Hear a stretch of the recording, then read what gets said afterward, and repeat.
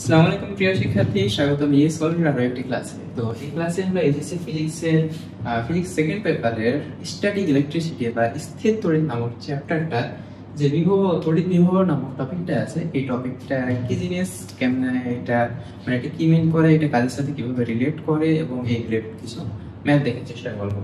তো দেখি চলো শুরু করি। টপিক হচ্ছে কি তড়িৎ বিভব। তো এই জিনিসটা আসলে কাজটা কি এটা আগে আমরা দেখবো। ধরো একটা জায়গাতে দুইটা গোলক আছে, এখন দুইটা গোলকের ভিতরে কিছু পরিমাণ চার্জ আছে। চার্জ কিসের থাকে? ইলেকট্রনের। যদি কোনো জায়গায় ইলেকট্রন থাকে তাহলে সেখানে আছে নেগেটিভ চার্জ, যদি না থাকে তাহলে সেখানে থাকে পজিটিভ চার্জ। তো দেখি যে ধরি এই গোলকটার ভিতরে আছে 4 কুলম্ব চার্জ আর এই গোলকটার ভিতরে আছে -2 কুলম্ব চার্জ। তাহলে যদি এইটাকে একটা পরিবাহী তার দ্বারা সংযুক্ত করে দিই, এটাকে যে একদম সোজা হতে হবে এমন কথা না, পরিবাহী তার সেটা যে কোনো রকম হতে পারে। তো যদি আমি দুইটা গোলককে সামহাও কানেক্ট করে দিই তাহলে কি হবে, এই 4 কুলম্ব চার্জ থেকে তড়িৎ প্রবাহটা -2 কুলম্ব চার্জের দিকে হবে। তো এই যে একটা দিক আছে, এই দিকটা কিসের জন্য হচ্ছে এটা ডিপেন্ড করে হচ্ছে তড়িৎ বিভবের উপর। তড়িৎ বিভবটা কি সেটা আমরা দেখব। তো চল শুরু করি যে তড়িৎ বিভব। তো বিষয়টাকে এইভাবে ডিফাইন করা হয় যে দুইটা বিন্দুর ভিতরে, ধরো যে এইটা একটা গোলক, এর ভিতরে কিছু পজিটিভ বা নেগেটিভ চার্জ আছে। আমি ধরে নিলাম পজিটিভ চার্জ আছে। এই পজিটিভ চার্জের গোলকটা যে কোনো দুই বিন্দুর মাঝে, ধরো আমি এই বিন্দু থেকে এই বিন্দুর মাঝে বিভব পার্থক্য বের করব। এই যে বিভব পার্থক্য বের করছি, আমরা কিন্তু সরাসরি বিভবটা বের করছি না। এটার পিছনে সুন্দর রিজন আছে, আমি একটু পরে বলবো। তো ধরো যে আমি এখানে এ বিন্দু থেকে বি বিন্দুতে বিভব পার্থক্য নির্ণয় করব।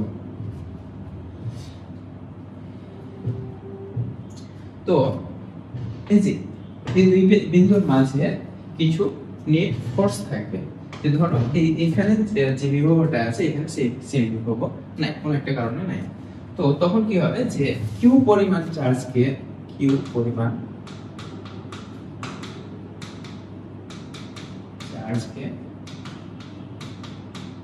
এ থেকে বিতে নিতে কৃত কাজ, ধরো ডাব্লিউ নিতে কাজ ডাব্লিউ। তাহলে একক পরিমাণ চার্জকে এ থেকে বিতে নিতে কাজ হবে কত? ডাব্লিউ ডিভাইডেড বাই কিউ, তাই কি না?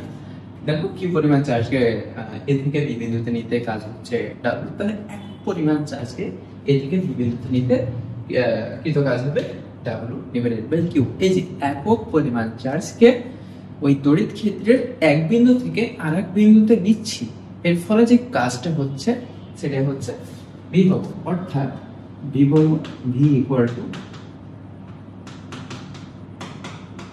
W divided by Q.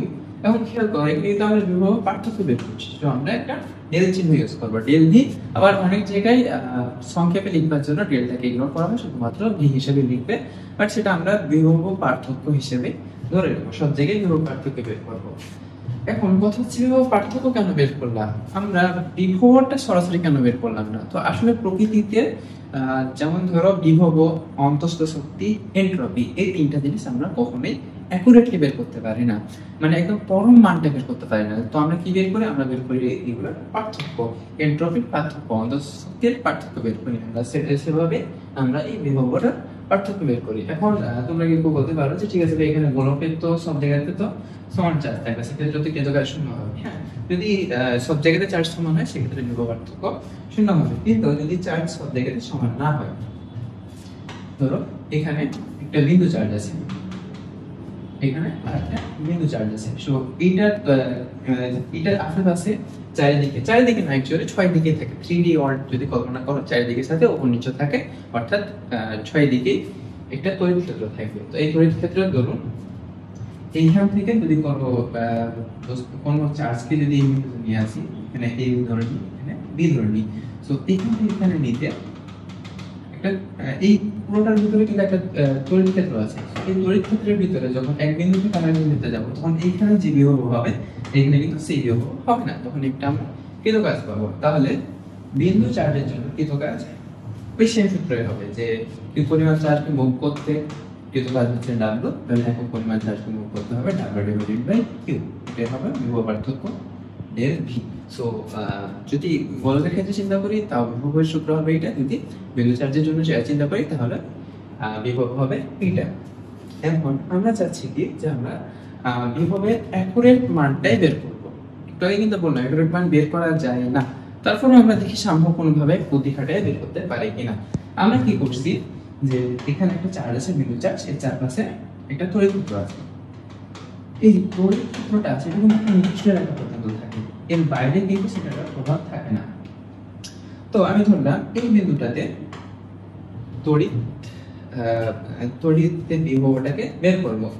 এখন আমরা কি করলাম, বিভব পার্থক্য বের করলাম, অর্থাৎ এরকম একটা বিন্দু আর একটা এরকম একটা বিন্দুটা বিভব নিয়েছিলাম, বিভবের পার্থক্য আমরা ইজিলি বের করে ফেলতে পারছিলাম যে কিউ পরিমাণ চার্জের জন্য বিভব পার্থক্য ডাব্লু, তাহলে এক পরিমাণ চার্জের জন্য কি হচ্ছে যেটা কাজ হচ্ছে ডাব্লু ডিভাইডেড বাই কিউ, আর সেটাই কি ছিল বিভব।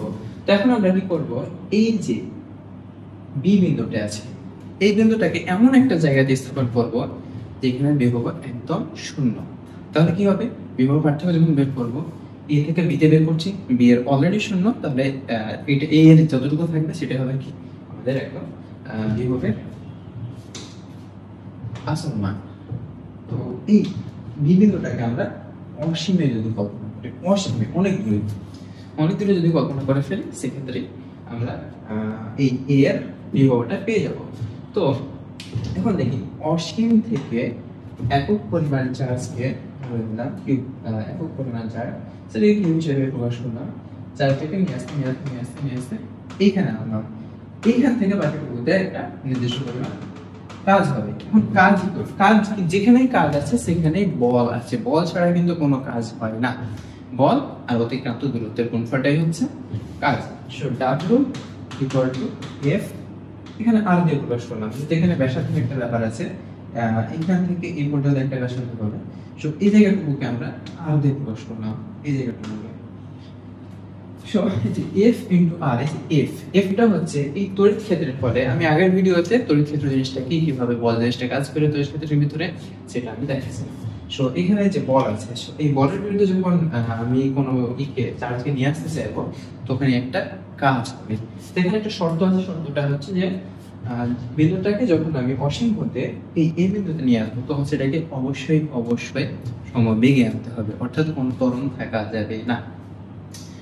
তাহলে কি করতে হবে, এখানে তো অলরেডি একটা বল আছে, যদি একটা প্লাস 1 কুলম্ব চার্জকে যদি নিয়ে আসি, তাহলে এই প্লাস চার্জটা কিন্তু ওটাকে ধাক্কা দিয়ে বের করে দেওয়ার চেষ্টা করবে। তখন আমি কি করবো, এই দিকে একটা ফোর্স প্রয়োগ করবো, এই যে একটা ফোর্স আর একটা ফোর্স একটা সাথে ক্যান্সেল আউট হয়ে যাচ্ছে, বাট আমি যে ফোর্সটা দিচ্ছি সেটা কিন্তু এই ফোর্সের বাইরের দিকে হচ্ছে, তার জন্য একটা নেগেটিভ চিহ্ন আছে, বাট স্টিল কাজ হবে। তাহলে এখন খেয়াল করি যে এইখানে যখন চার্জটা আসলো তখন এই পজিটিভ চার্জটা থেকে এখানে যে দূরত্ব, এই চার্জটা যদি এখানে চলে আসে তাহলে দূরত্বটা কম হয়ে যাবে। আমরা যে বলের সূত্র দেখে আসছিলাম, বলের সূত্রটা এরকম ছিল 1/4πε0 q1 q2 divided by d বা r স্কয়ার। সো খেয়াল করো এই d এর উপরে কিন্তু বলটা নির্ভর করে। এখানে যে বল প্রয়োগ করবে এখানে কিন্তু সেম বল প্রয়োগ করবে না, বল কিন্তু চেঞ্জ হচ্ছে। বল যখনই চেঞ্জ হবে তখনই আমরা কি করব, খুবই ক্ষুদ্র একটা জায়গার জন্য চিন্তা করবো। শুধু বলি যে এইখান থেকে এইখানে আসতে দূরত্বের পার্থক্য হচ্ছে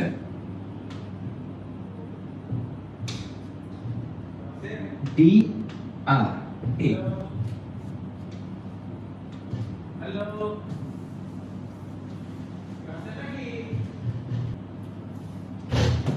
তাহলে খেয়াল করি যে এই ক্ষুদ্র দূরত্বের জন্য, এই ক্ষুদ্র দূরত্বটার জন্য একটু কাজ হচ্ছে dw equal to f dr। এখানে d মানে ডেরিভেটিভ আছে, ইন্টিগ্রেশন আছে, এগুলো দেখে ভয় পাওয়ার কোনো দরকার নেই। মানে এগুলো না অ্যাডমিশনে লাগবে না এইচএসসি লাগবে, এগুলো জাস্ট তোমার কনসেপ্টটাকে স্ট্রং করার জন্য লাগবে, যাতে যে কোনো টাইপের ম্যাথ আসলে তুমি সূত্রটাকে নিজের ইচ্ছা মতো ব্যবহার করতে পারো। সো দেখি যে না অ্যাডমিশনে লাগবে না বললেও ভুল হবে, এই ডেরিভেটিভটা অ্যাডমিশনে এগো যেতে পারে। তো দেখি যে খুবই ক্ষুদ্র জায়গার জন্য কিন্তু কাজ হয়েছে dw equal to f dr পাইলাম, এটা থাকলো। এখন আমাদের কি লাগবে, আমাদের টোটালটাই লাগবে। টোটালটা বলতে কি, যে টোটাল ডাব্লু ইকুয়াল টু কি হবে, আমি যদি ইনফিনিটি থেকে এই আর পর্যন্ত, আর বলতে এই যে এখান থেকে এই জায়গাটা, এটা কিন্তু ডি আর দিয়ে প্রকাশ করছে, এই জায়গাটুকুকে আমি প্রকাশ করলাম আর দিয়ে। এটা কিন্তু ব্যাসার্ধ না, এই কেন্দ্র থেকে এই বিন্দু পর্যন্ত দূরত্ব হচ্ছে আর। সো এই ইনফিনিটি থেকে যদি আর পর্যন্ত, ইনফিনিটি থেকে আর পর্যন্ত যদি কিছু কাজ বের করে ফেলতে পারি, তাহলে এই কৃত কাজটাই হবে কি তড়িৎ বিভব। এখন কাহিনী হইতেছে যে কিউ ইকুয়াল টু যদি 1 ধরে নিই, তাহলে হবে কি তড়িৎ বিভব। এটা কিভাবে হইতেছে খেয়াল করো, যে আমরা লিখছিলাম কি V equal to W divided by Q. Q এখন যদি কিউ এর পরিমাণ 1 করে দিই, কিউ ইকুয়াল টু 1 হলে V equal to W by, তাই না? তাহলে এই অসীম থেকে আর বিন্দু পর্যন্ত যদি আমি কিছু কাজটা বের করতে পারি, তাহলে আমি বিভবটা পেয়ে যাব। তাহলে অসীম ইনিশিয়াল হইতেছে অসীম, ফাইনাল হইতেছে আর। আর কি লাগবে আমার DW। এখন DW ইকুয়াল টু কত পাইছি, FDR।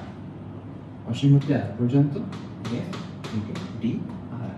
আর পুরো সূত্রটা আমরা দেখে আসছি না, লিমিটটা পড়ে দিচ্ছি, যে F ইকুয়াল টু কি হয়, F equal to হবে 1 divided by 4 pi epsilon naught Q Q1 Q2, মানে Q2 টা কত 1 কুলম্ব। সো এটা লিখলাম না, Q divided by R square, R square. আর এখানে কি চলে একটা dr, মানে F equal to এইটা আর dr থেকে গেল। চলো তারপরে এখন আরেকটা এখানে কথা আছে, যে এই প্লাস চার্জটা, এই চার্জটাকে ওইদিকে ধাক্কা দিচ্ছে। আমি কি করছি, এটাকে ঠিক অপোজিট দিকে ধাক্কা দিচ্ছি। এই যে একটা ধাক্কা এই দিকে, আরেকটা ধাক্কা এই দিকে, যেটার মধ্যবর্তী কোণ কত 180 ডিগ্রি। তাহলে আমাকে এখানে অবশ্যই একটা cos 180 ডিগ্রি ইউজ করতে হবে, cos 180 ডিগ্রি। তাহলে আলটিমেটলি কি দাঁড়াবে, cos 180 ডিগ্রির মান হচ্ছে -1। তাহলে কি আসবে -f dr, তাই না? তাহলে এই যে F আর এখানে একটা মাইনাস হবে, সেটা মাইনাস থাকলো। এখন কি আমরা 1 divided by 4 pi epsilon naught, এটা তো কনস্ট্যান্ট। এখন কিউটাও একটা নির্দিষ্ট মান, কিউ কনস্ট্যান্ট, চেঞ্জ হচ্ছে কি আর স্কয়ার।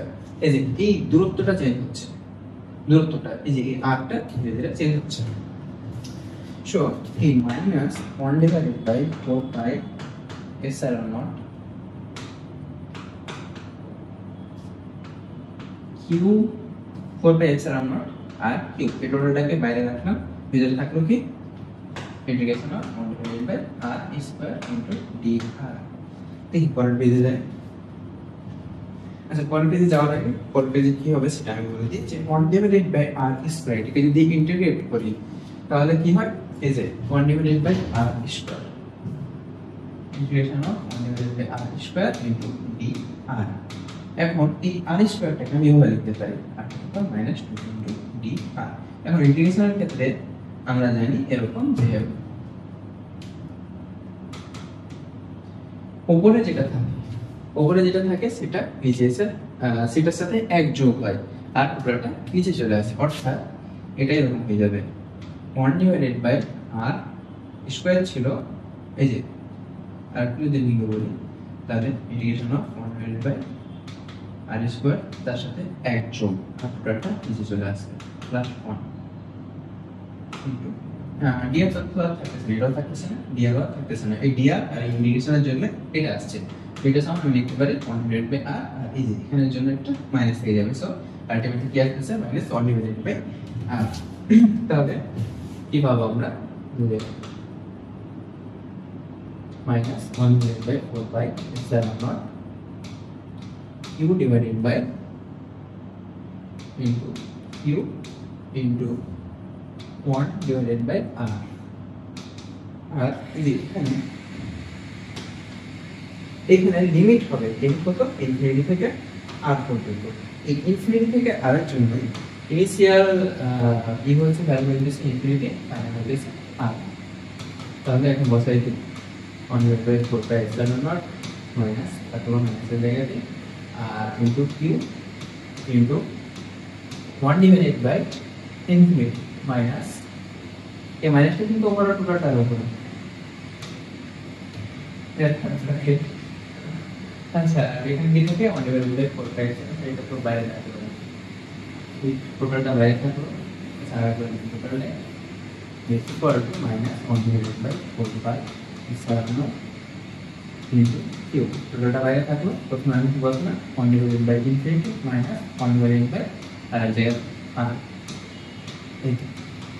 এখন 1 divided by infinity মানে কত 0 আর minus 1 divided by r আর এই মাইনাসটা এই মাইনাসের সাথে যোগ হবে আর ডিভাইডেড থাকবে 1 divided by 4 pi epsilon naught q divided by r এটাই হচ্ছে ওই বিভব এর সূত্র।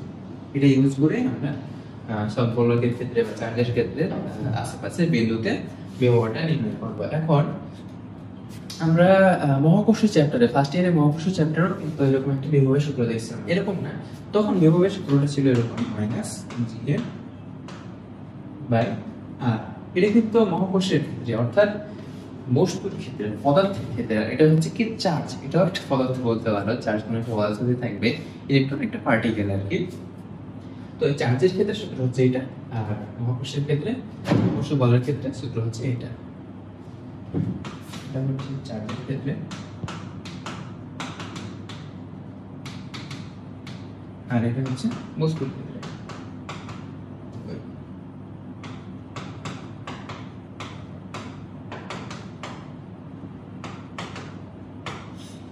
I hope clearly বুঝে গেছে। নিশ্চয়ই কোনো প্রবলেম থাকলে কমেন্টে জানাতে পারো।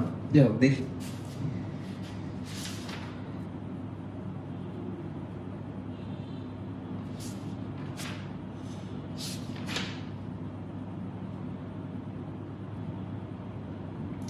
আচ্ছা বিভব তো দেখলাম, বিভবের একক কি, এখন বিভব ভি ইকুয়াল টু কি ছিল w বাই কিউ। এখন w এর একক হচ্ছে জুল, কিউ এর একক হচ্ছে কুলম্ব। আমি ভোল্টের একক বলতে পারি যে ভোল্ট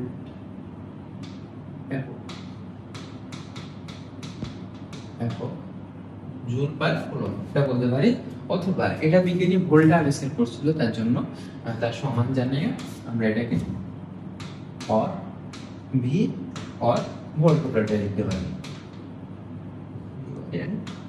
প্রোটোটাইপ লিখতে পারি। এই গেল একক। এরপরে সংজ্ঞা, সংজ্ঞা এখনো দেওয়া হয়নি, সংজ্ঞা এক্সাম্পল লিখতে হবে, সত্যি এক্সামে লিখবার জন্য সংজ্ঞাটা এরকম হবে যে অসীম হতে, ওই যে কনসেপ্টটা আমি বুঝিয়েছি ওটা এটা সুন্দর মতো লিখতে হবে ফর্মে আমার। অসীম হতে একক ধনাত্মক চার্জ কে তড়িৎ ক্ষেত্রে নির্দিষ্ট বিন্দুতে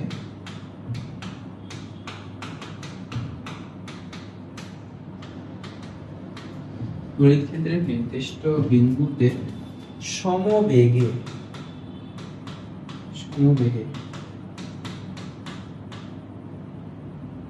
নিয়ে আসতে কৃতকাজে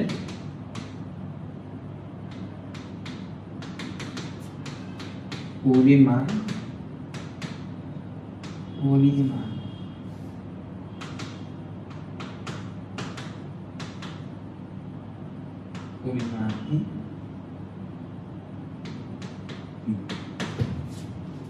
ওই বিন্দু তড়িৎ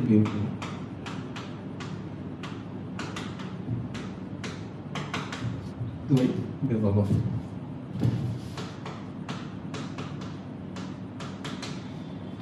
সময় গেল, একক গেল, তারপরে কি থাকবে?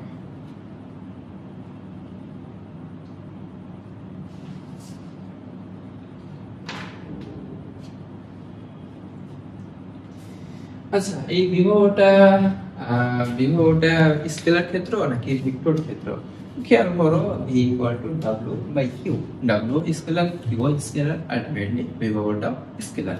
প্রাবল্য কিন্তু স্কেলার না, ভেক্টর রাশি, বাট বিভবটা ভেক্টর রাশি। সেটা হচ্ছে ভেক্টর রাশি, বিভব কি ভেক্টর রাশি।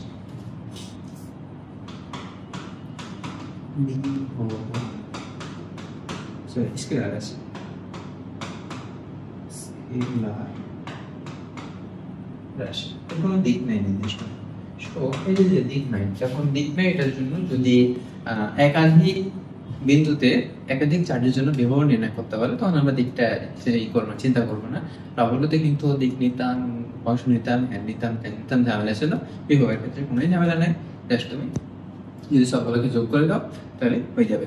তো প্রাবল্যের ক্ষেত্রে কিন্তু আমরা যখন নির্ণয় করতাম, প্রাবল্য নির্ণয় করতাম, প্রাবল্য নির্ণয় সূত্র কি?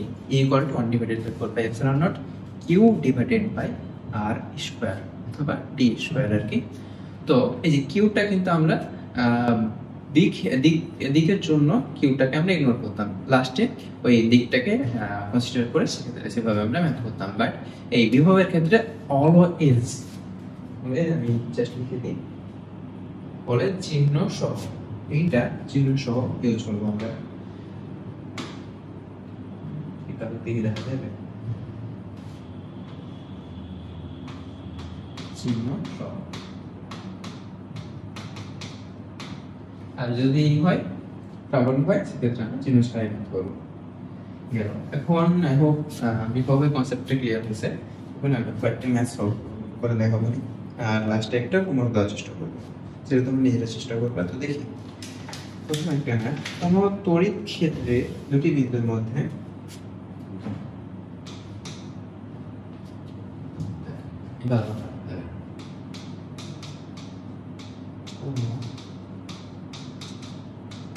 তড়িৎ ক্ষেত্রে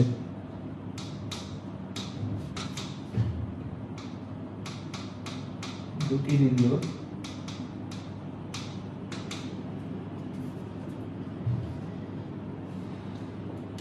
মধ্যে 2 × 10⁻⁶ কুলম্ব চার্জ স্থানান্তরিত করতে, দুটি বিন্দুর মধ্যে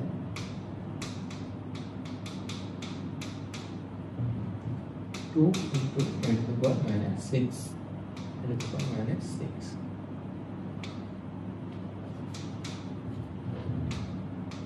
কুলম্ব চার্জ স্থানান্তরিত করতে,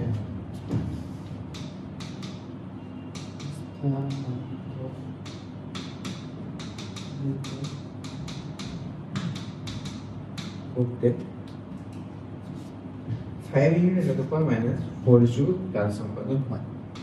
5 × 10⁻⁴ জুল কাজ সম্পাদিত হয়।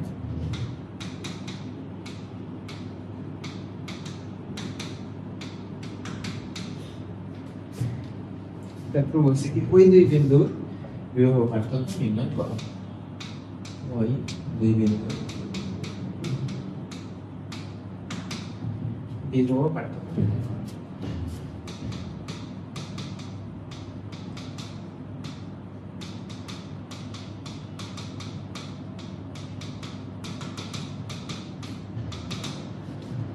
অর্থাৎ এটা যদি হিসাবে রিপ্রেজেন্ট করে তাহলে এরকম যে কোন তড়িৎ ক্ষেত্রে একটা নির্দিষ্ট তড়িৎ ক্ষেত্র বলছে, কোন তড়িৎ ক্ষেত্রে দুটি বিন্দুর মধ্যে একটা বিন্দু একটি বিন্দু ধরে নিই মধ্যে 2 × 10⁻⁶ কুলম্ব চার্জ স্থানান্তরিত করতে 5 × 10⁻⁴, অর্থাৎ এই দুটো বিন্দুর ভিতরে 2 × 10⁻⁶ কুলম্ব চার্জ স্থানান্তরিত করতে এই পরিমাণ কাজ হয়। তার ওইটা তাহলে বলছি কি ওই দুই বিন্দুর বিভব পার্থক্য নির্ণয় করো, অর্থাৎ ডেল ভি, আর ডেল ভি ইকুয়াল টু কি W divided by Q. Math লিখতে জানা সময় লাগছে, সলভ করতে আসতে সময় লাগে। 5 × 10⁻⁴, কিউ এর পরিমাণ কত? এই যে 2 × 10⁻⁶ সো এটা ক্যালকুলেট করলে আসবে 250। Actually 8 × 10⁻⁴ এর -4, আর এখানে -4 যদি কাটা দিই তাহলে 5 × 2 × 10⁻²,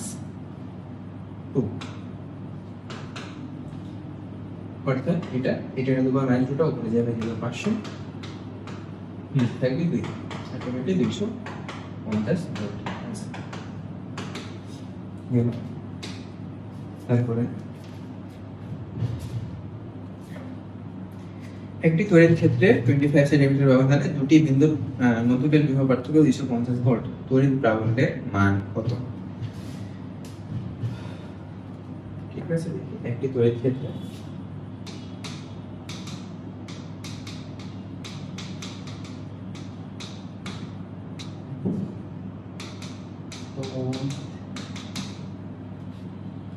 ক্ষেত্রে 25 সেন্টিমিটার ব্যবধানে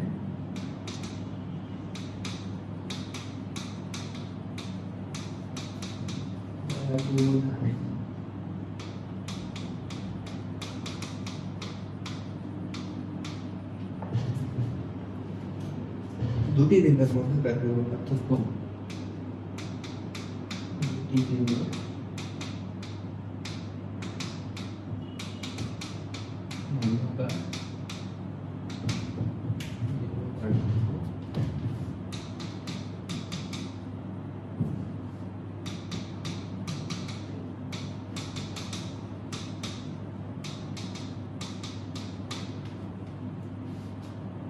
দুইশো 250 ভোল্ট। তড়িৎ প্রাবল্যের মান নির্ণয় কর। 250 ভোল্ট।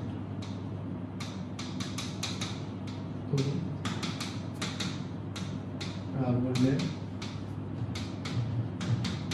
মান নির্ণয় কর।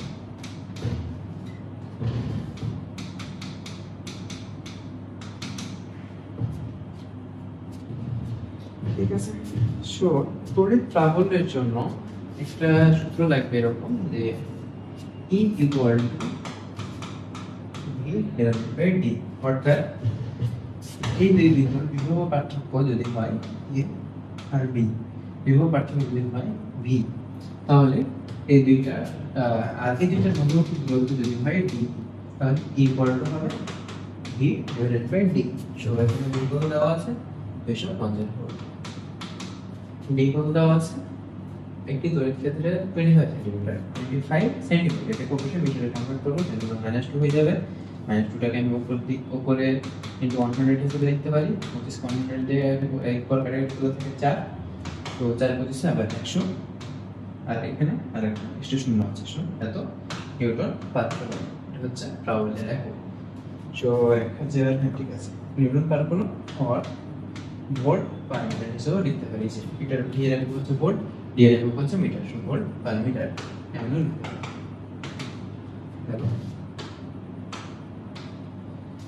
এরপর আরেকটা প্রশ্ন দেখি এরকম যে 1 মিটার বাহু বিশিষ্ট কন্ডিশন টাইপ প্রশ্ন নাম্বার 1 মিটার বাহু বিশিষ্ট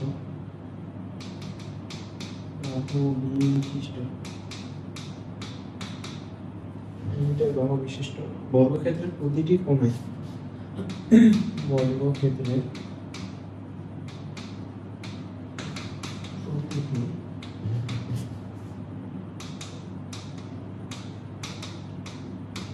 প্রতিটি কোণায়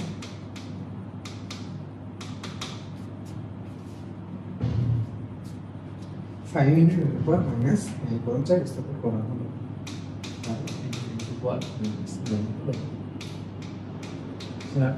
স্থাপন করা হলো।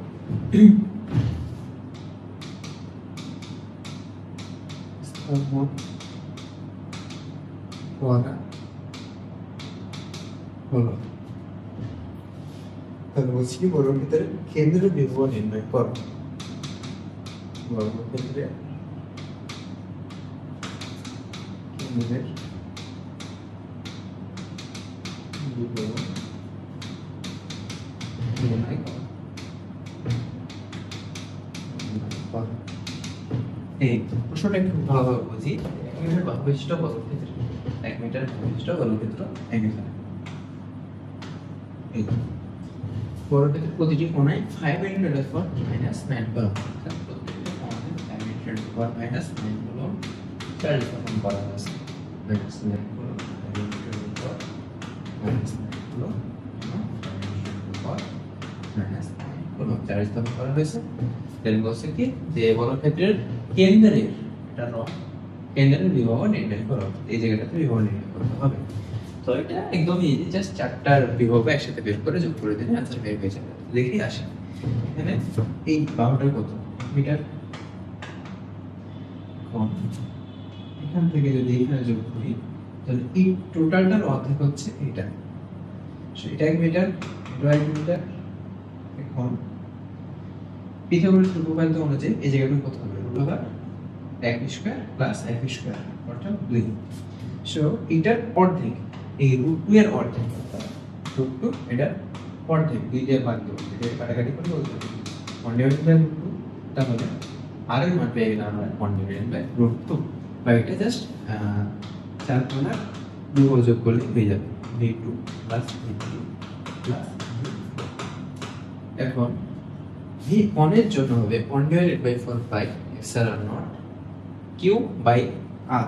q এর মান হচ্ছে 5×10⁻⁹। চারটা জন্যই সেম ভ্যালু, আমি একবার লিখে দিলাম 4 × 1/4 এপসাইলন নট।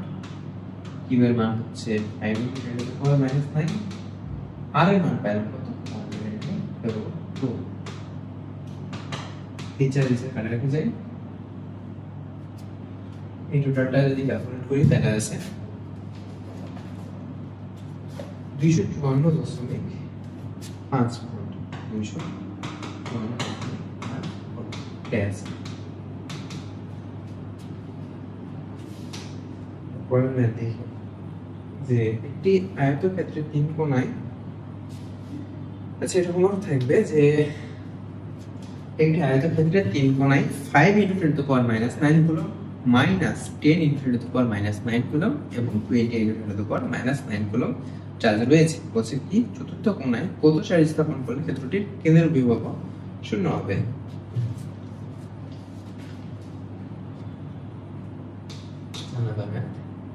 আয়তক্ষেত্রের 3 কোণায় যথাক্রমে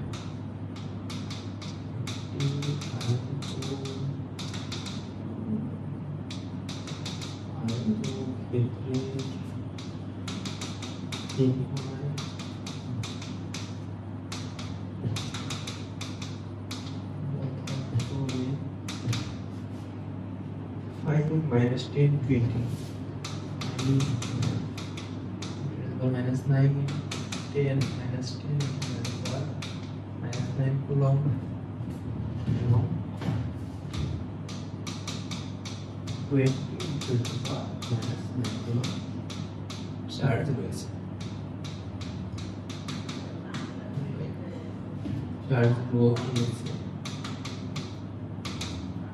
তো বলছে কি যে চতুর্থ কোণায় কত চার্জ স্থাপন করলে ক্ষেত্রটির কেন্দ্রের বিভব 0 হবে। চতুর্থ কোণায়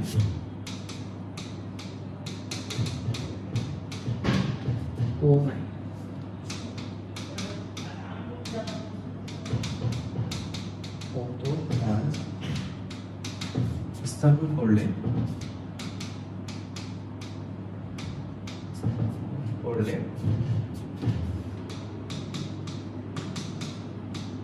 কেন্দ্রের বিভব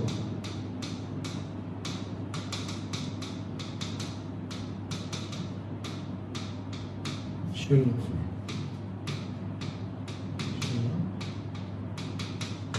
হবে। অর্থাৎ একটি আয়তক্ষেত্রের 3 কোণায়, একটি আয়তক্ষেত্র বর্গক্ষেত্র ম্যাটার করবে না, আই থিঙ্ক। একটি আয়তক্ষেত্রের 3 কোণায় যথাক্রমে 5 × 10⁻⁹ কুলম্ব -10 × 10⁻⁹ কুলম্ব, আর একটা হচ্ছে কত 20 × 10⁻⁹ কুলম্ব।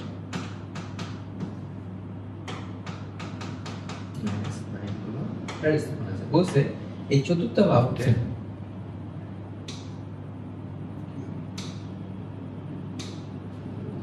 এই যে বাহুটা আছে,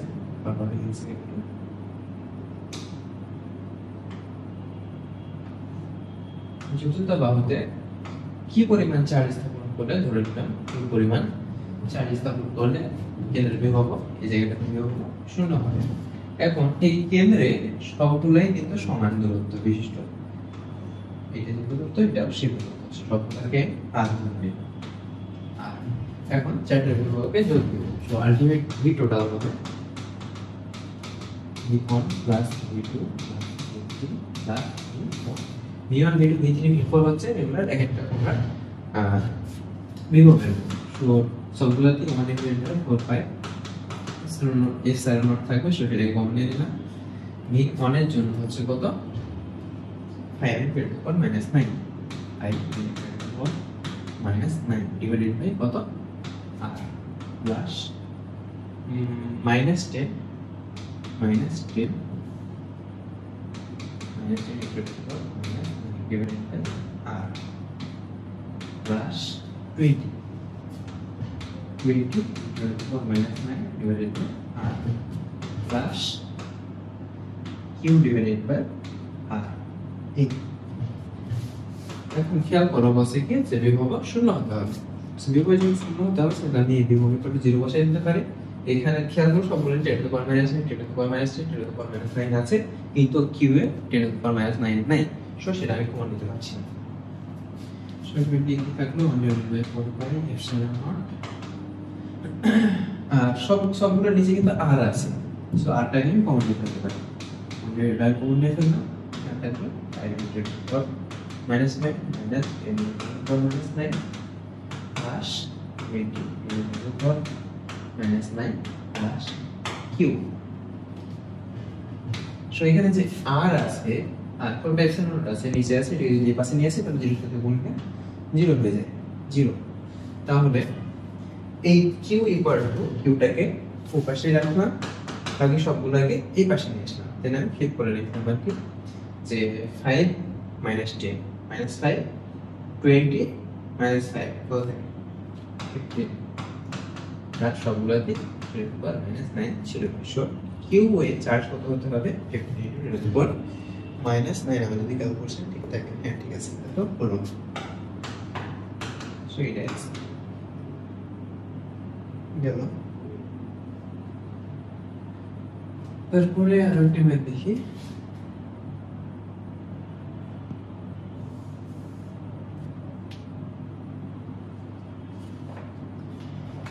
কেন্দ্র ও এবং সেন্টিমিটার বাহুবিশিষ্ট একটি বর্গক্ষেত্র ABCD বর্গক্ষেত্রের প্রত্যেক বিন্দু ABC ও D তে +7 চার্জ আছে। যে প্রশ্ন আছে উদ্দীপকের ও বিন্দুতে প্রবলেম নির্ণয় করা, উদ্দীপকের ABCD করে আমরা লিখে রাখি। কত নম্বর आंसर 5। আচ্ছা, কেন্দ্র ও এবং 2 সেন্টিমিটার বাহুবিশিষ্ট কেন্দ্র ও বিশিষ্ট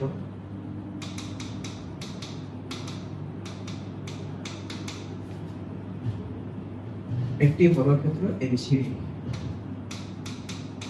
একটি বর্গক্ষেত্র ABCD বর্গক্ষেত্রের প্রত্যেক বিন্দু AB ও D তে +7 চার্জ আছে। বর্গক্ষেত্রের প্রত্যেক বিন্দু A B C O D তে +7 প্লাস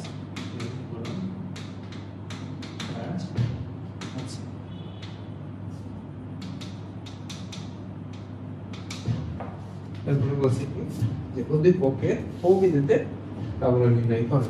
অনুমান প্রশ্ন উদ্দীপকের ও বিন্দুতে বিভব প্রবলেম নির্ণয় করো।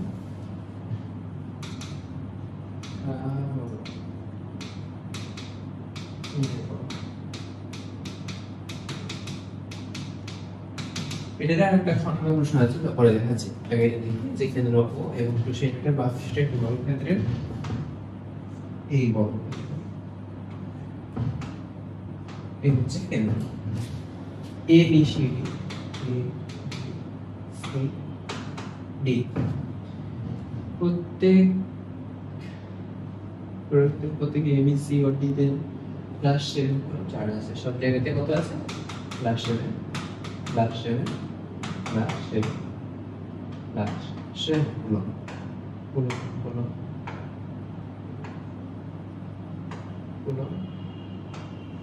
চার্জ আছে। বলছে কি উদ্দীপকের অভিমুখ অর্থাৎ এখন সেটারে প্রাবল্য নির্ণয় করতে হবে। এখন সেটারে যেহেতু প্রাবল্য নির্ণয় করবো, প্রাবল্যের সূত্রটা এরকম ছিল যে E equal to 1 divided by 4 pi epsilon naught q divided by চার্জের মধ্যবর্তী দূরত্ব আর স্কয়ার।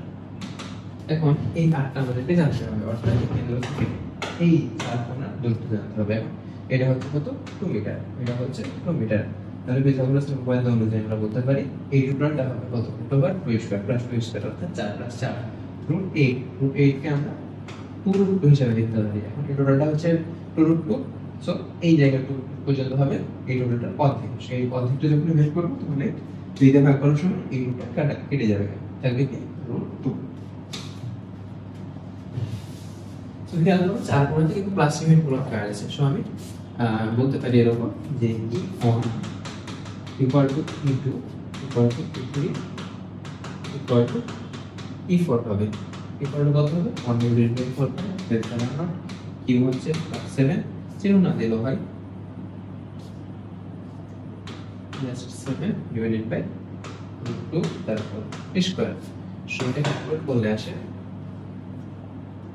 3.1680 × 10^14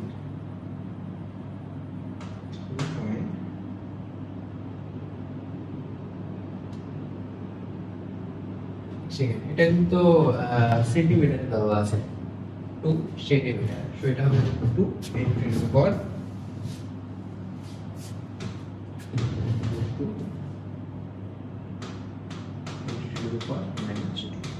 তারপর সেটি ক্যালকুলেট করলে আসে 3.16 × 10^14 নিউটন পার কুলম্ব। 3.163 × 10^14 নিউটন পার কুলম্ব অথবা ভোল্ট পার মিটার হিসেবে লিখতে পারে একটা। তো খেয়াল করি যে এই বিন্দু থেকে এইটার জন্য যে তড়িৎ প্রাবল্য, এইটার জন্য সেম তড়িৎ প্রাবল্য, কিন্তু সমস্যা নেই, এটার জন্য তড়িৎ প্রাবল্য এইদিকে, এটার জন্য তড়িৎ প্রাবল্য এইদিকে। সেম ভাবে এই দুইটার ক্ষেত্রে চিন্তা করো যে এই চার্জের জন্য তড়িৎ প্রাবল্য এইদিকে, এই চার্জের জন্য তড়িৎ প্রাবল্য এইদিকে। তাহলে আমরা লিখে দেব যে যেহেতু A ও C বিন্দু তড়িৎ প্রাবল্য পরস্পর বিপরীত দিকে এবং সমান, আবার B ও D বিন্দু তড়িৎ প্রাবল্য পরস্পর বিপরীত দিকে এবং সমান, সুতরাং E1 E3 কে E1 E3 সাথে লব্ধি হবে 0 আর E2 E4 এর সাথে লব্ধি হবে 0। আলটিমেটলি E equal to হবে 0 নিউটন পার কুলম্ব। এইটা হবে। কারণ এগুলো কিন্তু আমরা লব্ধি ফরম্যাটে যোগ বিয়োগ করব, আমরা স্কেলার ফরম্যাটে যোগ বিয়োগ করব না। যখন লব্ধি ফরম্যাটে করতে যাব তখন দেখছি যে এইটা একটা আরেকটার বিপরীত এবং সমান, সো ক্যান্সেল আউট। এইটা একটা আরেকটার বিপরীত এবং সমান, সো ওই দিকে ক্যান্সেল আউট। আলটিমেটলি ক্যান্সেল হবে 0। দেখি এটা ফর্মুলা শুরু করি। ফর্মুলা শুরু হচ্ছে যে উদ্দীপকের ABCD বর্গক্ষেত্রটি কেন্দ্রে বিভব শূন্য পাওয়ার জন্য এই বিন্দুতে সাইডে পরিবর্তন বিশ্লেষণ করো। ফর্মুলা বলতে কি এটা হচ্ছে সেই কিছুক্ষণ আগে যে ম্যাথটা করালাম ওইরকমই। সো এটা তোমাদের হোমওয়ার্ক হিসেবে থাকবে। হোমওয়ার্কটা এরকম যে ওই সেম উদ্দীপক এইটা থাকবে, উদ্দীপক এইটা জাস্ট ফর্মুলা সংখ্যাটা এরকম যে উদ্দীপকের ABCD বর্গক্ষেত্রটির কেন্দ্রে বিভব শূন্য পাওয়ার জন্য বি বিন্দুতে চার্জের কি পরিবর্তন করতে হবে। সো অ্যান্সার হবে যে -27 কুলম্ব, অর্থাৎ চার্জের পার্থক্য হবে কত? -14 কুলম্ব। গেল। তারপরে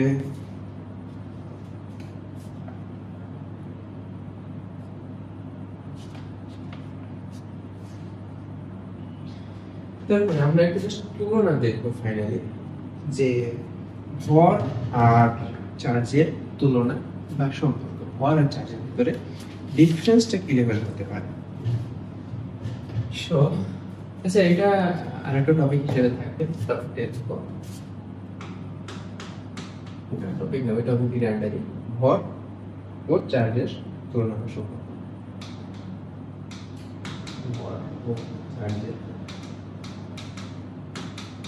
তুলনা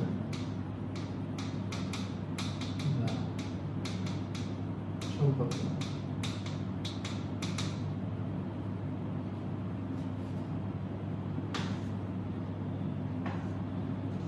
এদিকে থাকলো চার্জ,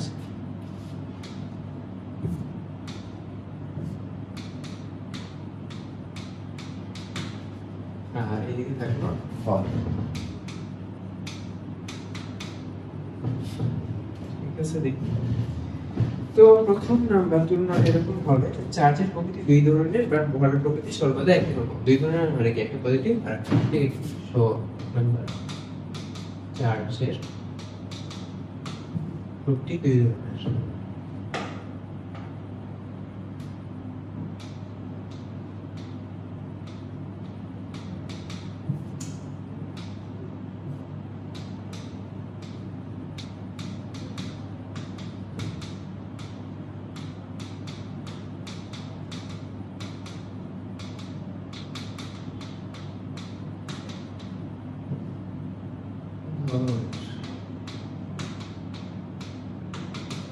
কিন্তু ভরের প্রকৃতি সর্বদা একই রকম। ভরের প্রকৃতি সর্বদা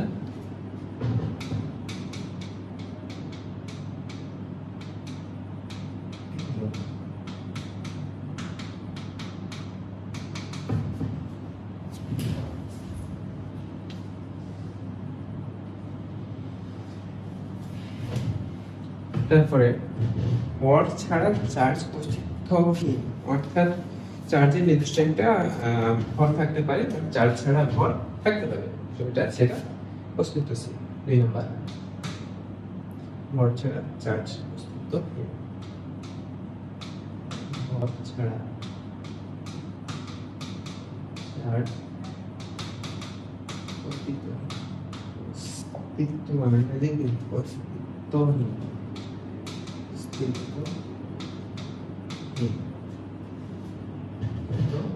এই দুটো বার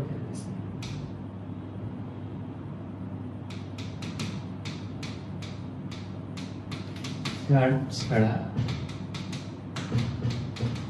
ভর অস্তিত্বশীল।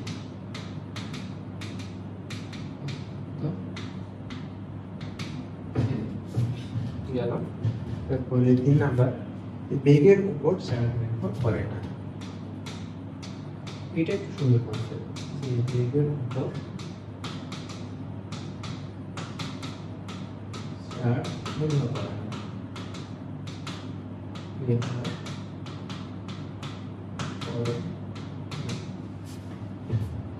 কিন্তু আমরা এখন হয়তো দেখি নাই, বাট যখন আমরা আধুনিক পদার্থবিজ্ঞান এই চ্যাপ্টারটা যখন দেখবো, তখন দেখবো যে ভর যদি আলোর বেগের কাছাকাছি বেগে চলে, তাহলে সেক্ষেত্রে ভরের মানটা অনেকটাই বেড়ে যায়। বেড়ে যাওয়ার সূত্রটা আমি লিখে দিচ্ছি, যে বেগের উপর ভর নির্ভর করে,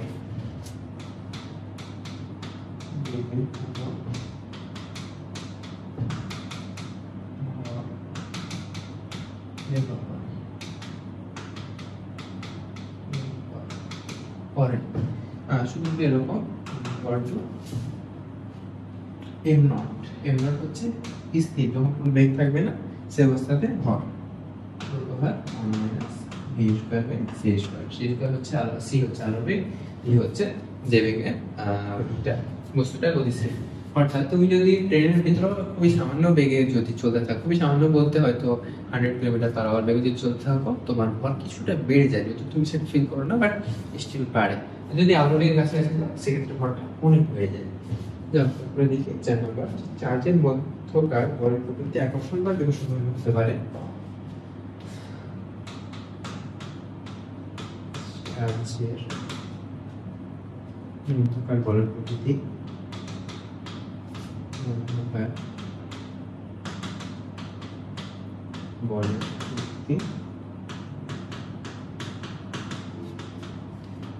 আকর্ষণ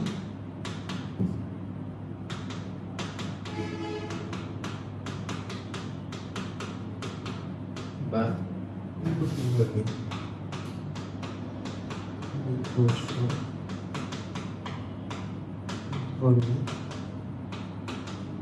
হতে পারে।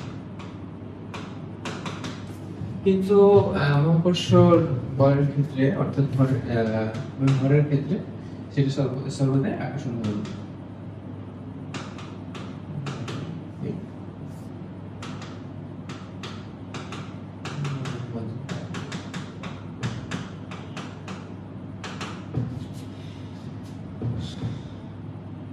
1 সর্বদা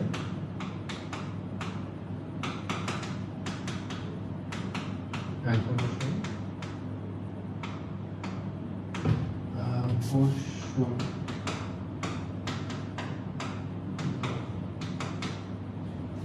এই জন্য সূত্রটা কিরকম ছিল equal to G f1 f2 divided by d square আর এই ক্ষেত্রে কোশ্চেন নমিনেশন বর্ষের সূত্র equal to epsilon q1 q2 divided by d square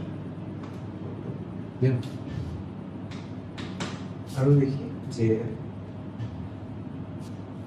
তড়িৎ বল মাধ্যমের উপর নির্ভরশীল তড়িৎ বল মাধ্যমের উপর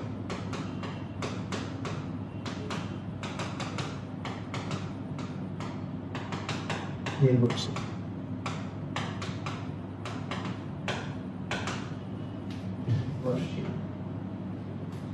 কিন্তু মহাকর্ষ বল যেখানে এপসাইলন নট দেখবা অথবা এপসাইলন দেখবা এখানে কিন্তু যদি শূন্য মাধ্যম হয় সেক্ষেত্রে এপসাইলন নট ইউজ করব বাট যদি শূন্য মাধ্যম না হয় সেক্ষেত্রে আমরা কে এর একটা ভ্যালু দেওয়া থাকবে সেটাই ইউজ করব বাট এই মহাকর্ষ বলের ক্ষেত্রে খেয়াল করো এপসাইলন নট নাই সো সেটা মধ্যবর্তী মাধ্যমের উপর নির্ভর করবে না মহাকর্ষ বল বলতে দুইটা বস্তুর ভিতরে যে আকর্ষণ বল থাকে মহাকর্ষ বল মাধ্যমের উপর নির্ভর করে না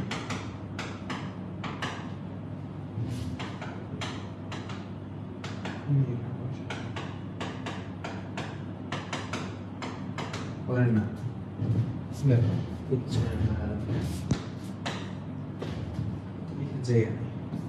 পরের পেজে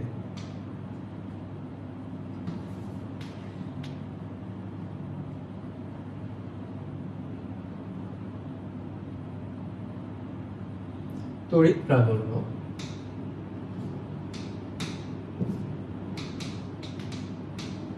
তড়িৎ প্রাবল্য equal to or divided by 2 pi epsilon q divided by r square the মহাকর্ষ প্রাবল্য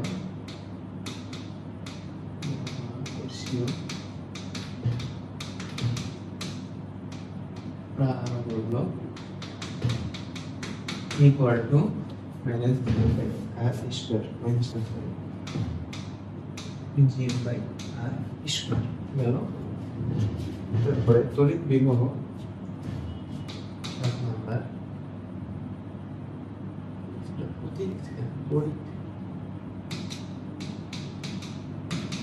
তড়িৎ বিভব equal to 4 pi q divided by r বিভব মহাকর্ষীয় বিভব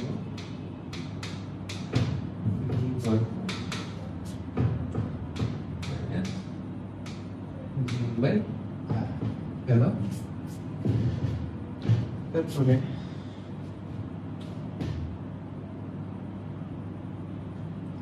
তড়িৎ ক্ষেত্রে বিভব শক্তি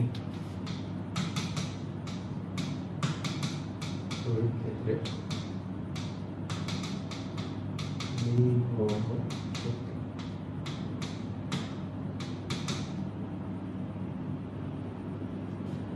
equal to 1 by 4 epsilon q capital Q q small q divided by r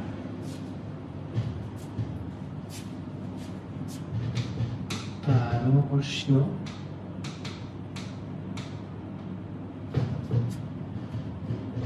বিভব শক্তি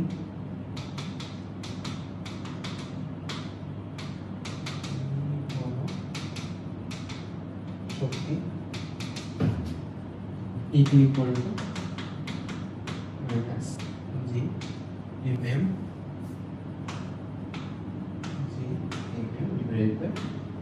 আর খেয়াল করো বিভবের সাথে একটা কিউব যোগ করছি তড়িৎ শক্তির তড়িৎ বলের বিভব শক্তির জন্য আর মহাকর্ষী বলের বিভব শক্তির জন্য জাস্ট একটা ভর অ্যাড করছি।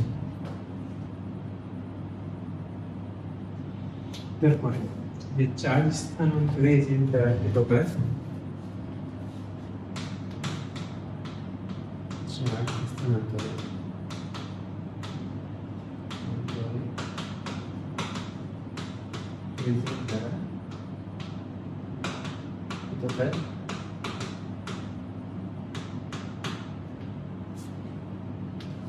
W equal to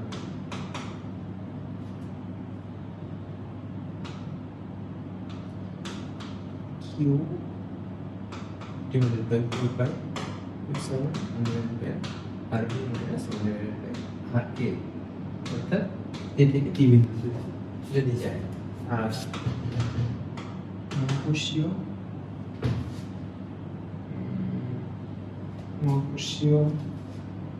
ক্ষেত্রে ভর স্থানান্তরে যে দাঁড়িয়ে কাজ